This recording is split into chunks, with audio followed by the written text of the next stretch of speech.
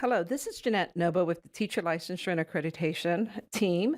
I am the Assistant Director for Accreditation, and I'm here to provide you with the KESA update. This is my information, contact information, so that you can have it in case you have any questions and would like to contact me. As well as my information, I'd like to provide you with the contact information of other KESA contacts. So Michelle Miller, myself, David Barnes, Lynn Bechtel, and of course the accreditation email so that you can send your questions. I'd like to start off by talking about system expectations. So, as a first year in a cycle, those would be those systems that got accredited last year. You should be currently taking a look at the initial report so that it could be completed this year, as well as your system yearly update year one. Also, please verify not only for year ones, but for all KESA systems. Please verify that the accreditation year in the KESA application is accurate. You can change that on the KESA application, but if you have any problems doing that, please make sure that you call us and let us know. Remember, you cannot change your accreditation status for past 2022 if you have not been accredited yet through KESA. All other systems that just got accredited, which are roughly 20 or so, cannot change their year in their cycle. All systems should be making an initial contact also with their outside visitation team as well as their team members. This initial contact is so that you can begin setting the visit date. But prior to that, you also need to make sure that you are meeting with your DLTs, your district leadership teams, and your building leadership teams to review and analyze any data so that you can determine based on that data whether or not you're being successful on the board outcomes, and as well on your goals for the KESA cycle. Please make sure that all systems understand the data, all staff understand the data and the evaluation of the implementation so that when the visit happens, staff can talk about what is going on. It is really important that not only district staff understand, or your district leadership teams or your building leadership teams, but all staff in school buildings, particularly teachers, because teachers are the ones that are making the things happen in the schools. They're the ones that are really implementing any strategies to make change so that ultimately the board goals can improve. The system yearly update needs to be completed prior to the visit and prior to the agenda setting. All these reports are found on the KESA application, so be sure to take a look at that. Let your OVT chair know that the system yearly update has been completed. This provides the OVT chair some time to review the report prior to giving you a call or you calling the chair to set the agenda for your on-site visit. Please be sure that you contact the OVT chair prior to collaborating on the agenda and make sure that your on-site, your building leadership teams and those that are participating also know what the agenda and what the visit expectations are, and especially the date of the visit. Then you do need to have an on-site visit during the school year. For those that are being accredited this year, there are about 30 systems being accredited this year, 15 public and 15 private. Those visits need to occur sometime by April, if possible, before April. Remember that your chairs have 30 days to write their report. If they choose to take that long to do that, of course, we don't recommend that. Also, then it has to go to the ARC, the Accreditation Review Council, for review before it goes with a recommendation to the board. So it is a fairly lengthy process, and we would like to make sure that all the reports and those visits for those systems being accredited this year happen early rather than later. All other visits, of course, can happen at any time throughout the year. If you are a chair, your expectation is that you will be contacting the system. Of course, that is to be done after reviewing the system yearly update. You can contact the system if you find that time is coming and there's no visit set. Please make sure that you contact them to find out what's going on and whether or not they've completed the report, and have a conversation about when the visit will take place. This is a co-responsibility, if you will, although the majority of that responsibility for contacting you as a chair rests with the system. Be sure that when you're putting your agenda together, that there is time for you as a team to complete your OVT annual summary at the end of that visit. Give yourself at least an hour, if possible, to collect your thoughts and begin writing that report along with your team members. Be sure you know who your OVT members are and also make contact with them. Sometimes these change, so it is important that you make contact with the system and make sure that the system has the same OVT members. And if they don't, then it would be a good thing for you to know that and also contact them and at least introduce yourself if you don't know them already.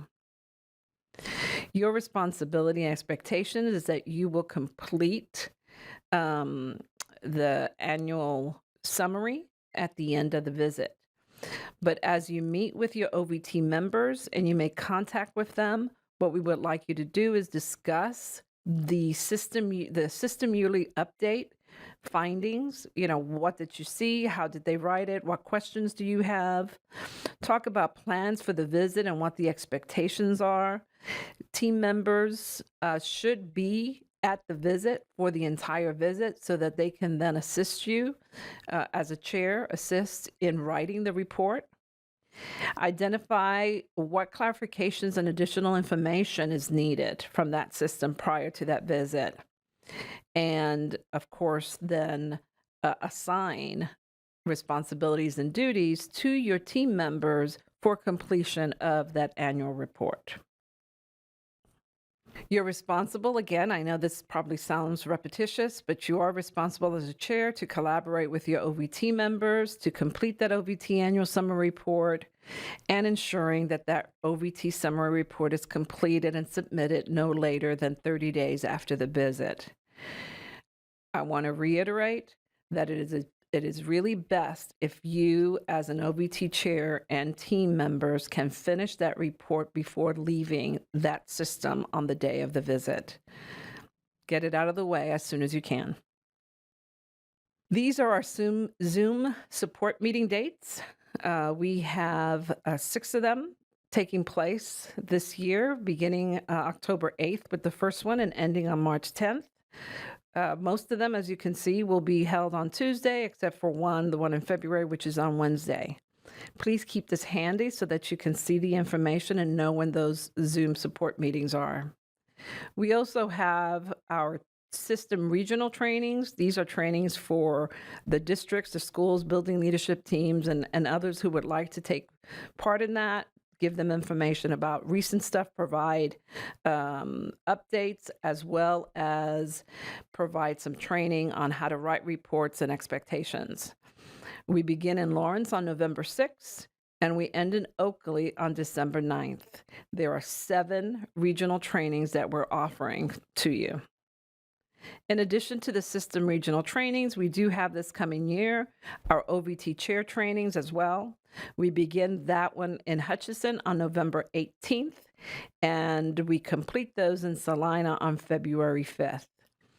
Contact or registration information is on this slide as well. Please be sure to register. We are looking to try, particularly with the OVT chair trainings, we want to make sure that all our OVT chairs come to the meeting, because last year when we did this training, we only had about 1/3, and we know that the first training that was given for OVT chairs was really not about the nuts and bolts and all of those things. We'll provide a little bit of that, but we're going really more in depth in terms of hands-on, what to ask a system, what would be the expectations, what do you want to see, how should your report be written, so that the ARC, when it comes for accreditation time, the Accreditation Review Council could have a full understanding of what you saw during that visit. We do have some KESA application enhancements taking place. We've put tabs to help navigate a little bit better. Our system reports are now broken down by year. The OVT reports are broken down by year. And then we also have, as part of the tab, the workbooks. We also have added an artifact upload. I know we've been promising that for quite a while. It's finally there. So that's also as part of the enhancements. The Accreditation Review Council, it met on September 25th. Last month, I gave you a full schedule of when those meetings were. So they've already met for the first time on September 25th. And the discussion for that meeting was finalizing the accreditation criteria so that we can distribute it to the field. And when we talk about distribution to the field, it means that we will put it on the website and then send information out, letting you know that it's there. We will also be looking at that a little bit more in depth in both the chair training as well as in the system training. They also focused on improving the executive summary. We had 2 board members, state board members with us at that meeting, helping clarify what the expectation was on these reports and what they needed. Just like the ARC needs to have information sufficient for the board so that they can understand where schools are at, the board also needs to have sufficient information so that if they go to the legislature, it could be pretty specific in terms of the improvement by schools. A lot of data will be shared, and improvement on the board goals becomes very necessary. We also were able to go with the ARC through the KESA application and all of their portions that they would be working with beginning in April. We do have several openings because of position changes on the Accreditation Review Council, and we are looking at maybe expanding it from 18 to 25. We will provide more information on that via the listservs, but if you are listening to this at this point in time and are interested, please give us a call or send us an email. The Accreditation Advisory Council met on September 9th in Wichita. Last month, we did provide you the dates for all of those meetings, and so we will provide you updates as they meet. The discussion during that meeting was to be able to complete and finish the revision of the KESA rubrics with the redesign principles integration. We're really hoping that we can have that completed by spring of this coming year so that all systems will know how KESA and redesign are working together and are not separate pieces. They also were given just some general updates about the KESA application enhancements and what was happening with the Accreditation Advisory Council. Currently, we have 7 openings.